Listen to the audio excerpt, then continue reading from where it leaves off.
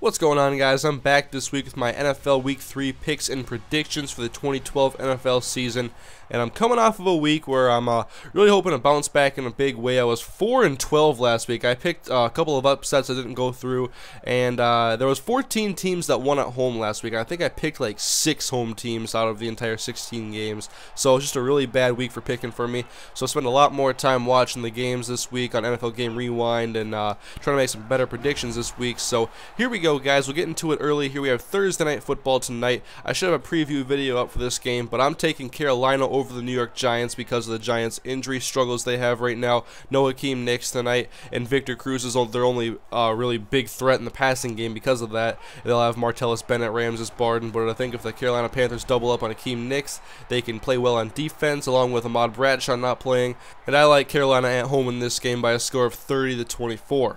On to Tampa Bay at Dallas. Now, Tampa Bay, I picked them to win an upset victory last week over New York, and they almost pulled it off, but Eli Manning had thrown 500-plus yards, and most of those going to Victor Cruz and Hakeem Nicks.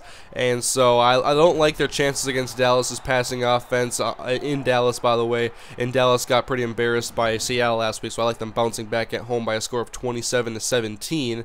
On to Indianapolis at Jacksonville. Now, Blaine Gabbert, I thought he played well week 1, but he did not look good at all against the Texans last week.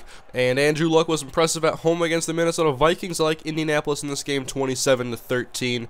Cleveland against Buffalo in Cleveland, and of course Buffalo's offense has been led by C.J. Spiller, the NFL's leading rusher right now. I believe he's averaging 10 yards a carry, but Cleveland's offense definitely stepped up last week. Trent Richardson had 2 nice touchdowns, and Brandon Weeden was a lot more effective from the pocket. And I'm going to take Cleveland at home in this one because I think if they put 8 in the box and they try to stack up and stop C.J. Spiller, I don't think Ryan Fitzpatrick's going to beat them with his arm, so I'm going to take Cleveland in this one at home by a score of 21-16.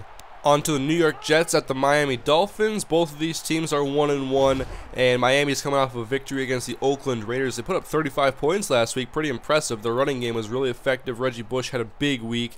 And the Jets lost to the Pittsburgh Steelers, but I'm going to pick the Jets in this one, bouncing back against Miami. I don't think Ryan Tannehill is going to play very good against that Jets defense, even if Revis does not play. And I also think that defense can hold Reggie Bush in check. So I'm taking the Jets in a lower scoring game, 20-14 in Miami. And now we have Kansas City at New Orleans, a battle of 2 0-2 teams that have played very poor defense up until this point. Kansas City is coming off of a disappointing loss to the Buffalo Bills. I like the New Orleans Saints this one, bouncing back at home. Hopefully Drew Brees has a better game than he's had. He threw a couple of bad interceptions last week, and I'm taking the Saints in this one by a score of 31-20. Up next, we have the Cincinnati Bengals traveling to Washington to take on the Redskins. And Cincinnati last week, they got their first victory against the Cleveland Browns. But I thought they gave Brandon Weeden too much time to throw, and they had some big plays against them. And I like Washington's offense in this game because they have big play potential. And if RG3 has a clean pocket to throw from for a majority of this game, I like their chances at home in RG3's first home game. I'll take Washington in this one, 24-21. St. Louis at Chicago. Now, I've been really tempted to give St. Louis the upset in this game because of the struggles with Jay Cutler in week 2 against the Packers. But I think that they bounce back, not in a big way. I think they still struggle a little bit, but I think they're better than they were in week 2. And I went back and watched the coaches film through NFL Game Rewind on that Bears and Packers game, and I noticed on every play that Jay Cutler was sacked, they had too many players going deep, so I think they changed up the game plan this week if they want to be smart and keep Jay Cutler alive in the pocket. I mean, I don't know why they wouldn't adapt to that. They did a horrible job against Green Bay of adapting to the way Green Bay's defense was playing. But the Bears have a pretty good defense, like their matchup at home against the Rams, so I'll take Chicago in this one by a score of 20-17. And on to San Francisco at the Minnesota Vikings. I've picked Minnesota to win their first 2 games, and they are 1-1. And, of course, they do not match up well against the San Francisco 49ers. The 49ers have a great defense. They don't turn the ball over on offense. And the Vikings don't really have a deep vertical threat. They really don't have too much of an offense outside of Percy Harvin and Adrian Peterson so far. Christian Ponder leads the NFL in completion percentage right now, but he's throwing a lot of short passes to Percy Harvin, a lot of high percentage throws. And Minnesota's defense hasn't been all that impressive so far, and I don't think they can get this victory if they don't get any turnovers, and I'm not expecting them to get this victory in the first place. So I'm giving this one to San Francisco, 27-16 in the Metrodome, in Randy Moss's first game at the Metrodome without being a Minnesota Viking. Next up is the Detroit Lions traveling to Tennessee to take on the 0-2 Titans, who lost last week to the San Diego Chargers pretty handedly. And I haven't been a big fan of their offense this year. I mean, Jake Locker's been inaccurate, and Chris Johnson has been irrelevant with 21 yards. I'll take Detroit in this one because their offense is better, and I think that this one is close, but Detroit pulls it out 24-17. On to a battle of two 2-0 teams right now. We have the Atlanta Falcons and the San Diego Chargers in San Diego. The Chargers may get back Antonio Gates and Ryan Matthews this week, which would definitely help with their offense at least a little bit because Curtis Brinkley hasn't been doing much on the ground, and Ryan Matthews would probably do better if he stays healthy.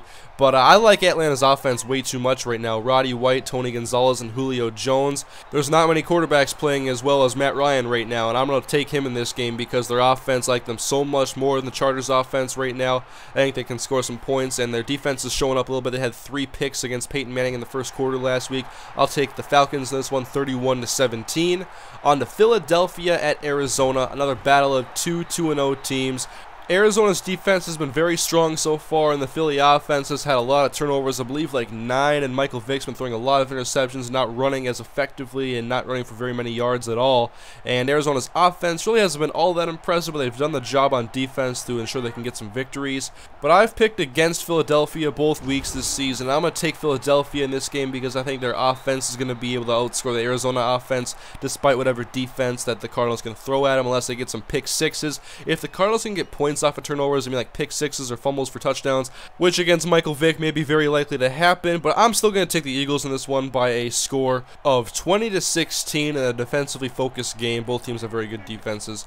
And then Pittsburgh at Oakland. Oakland does not look very good so far. You could argue they have been the worst team in football. Darren McFadden has not been very impressive at all, and their defense has allowed a lot of big plays, especially last week to the Miami Dolphins. And they're playing against Pittsburgh coming off of a victory against the Jets. And Oakland, I don't think they're going to be able to match up against those Pittsburgh wide receivers. They have Antonio Brown, Mike Wallace, Emmanuel Sanders. I'm taking Pittsburgh in this game by a score of 34-17.